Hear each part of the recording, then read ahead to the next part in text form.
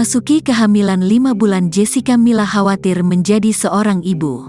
Jessica Mila saat ini sedang hamil 5 bulan dari pernikahannya dengan Yakub Hasibuan. Diketahui, Jessica Mila dan Yakub Hasibuan menikah pada tanggal 5 Mei tahun 2023 lalu. Tak berselang lama, Jessica dan Yakun pun akhirnya dikaruniai buah hati. Yang pasti senang bersyukur aku bisa dikaruniai anak secepat itu, baru menikah berapa bulan langsung hamil, ungkap Jessica Mila. Sedangkan di sisi lain, Jessica malah merasa dirinya khawatir. Ia takut nantinya tidak bisa menjadi orang tua yang baik untuk anaknya. Tapi di sisi lain ada juga rasa kekhawatiran, bisa nggak ya jadi orang tua yang baik?